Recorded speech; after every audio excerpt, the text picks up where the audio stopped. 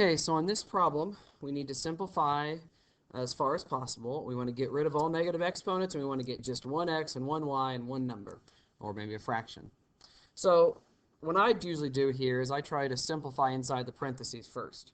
So inside the parentheses, what I'm going to attack first. And so on this one, the first thing I look at is the number. And on the 9 is not going to be affected yet because there's no other number in there. Then I look at the x's, and on the x's, the x to the fourth is bigger than the x to the, or the 4 is bigger than the negative 2. So I need to subtract negative 2 from 4. And that's 4 minus a negative 2, which is the same as 4 plus 2. So you get x to the 6th. And then on the y's, again, you got y to the 3rd, which is bigger than the y to the negative 3. And so you're going to do 3 minus a negative 3, and it's in the numerator because that's where the bigger exponent is. So that's going to give you y to the 6th also, because 3 minus negative 3 is 6. And that's still to the negative 1/2. Then we need to look at it, and we got to do the 27. Again, nothing's happening with the 27. And we look for the x, well, we look for the bigger exponent. And when you just have an x like in the denominator, it's like x to the first power and y to the first power. So when we subtract, the 4 is bigger than the 1, and 4 minus 1 is just 3, so you get x to the 3rd. And then for the y, well, the 1 in the denominator is bigger than the negative 5, so you need to do 1 minus a negative 5, which is y to the 6th. And then all that's to the negative 1/3. Okay, now you look at the powers out, the exponents outside the parentheses. Well, whenever you have a negative exponent outside a fraction, well, you can just go ahead and flip the fraction over and make the exponent positive. So let's do it that way.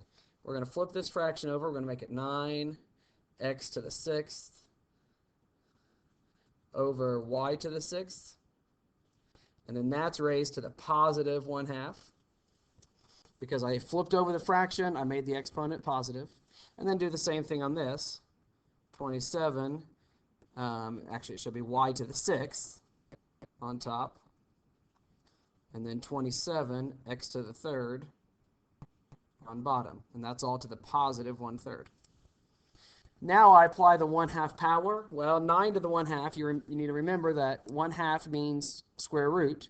So 9 to the 1/2 is just going to be 3. And then now I'm multiplying exponents. 6 times 1/2 is x to the 3rd. 6 times 1/2 is y to the 3rd. And then I multiply that times, well, 6 times 1/3 is going to give me y squared. 27 to the 1/3 is going to be 3 because it's a cube root. 1/3 power is the cube root, and the cube root of 27 is 3. So it's going to be 3, and then 3 times 1/3 is just x to the 1st, or x. And now you can see that these 3's cancel. So we can rewrite it as x to the 3rd y squared over x y cubed. If you remember at the beginning, I said we only want one x, so I need to subtract these exponents. 3 minus 1, put it in the numerator because 3 is bigger than 1, and so you put it where the bigger exponent is. And again, for the y's, 3 is bigger than 2, so 3 minus 2 is just 1, so it's y. So the answer is x squared y. And that is the simplified answer to that problem.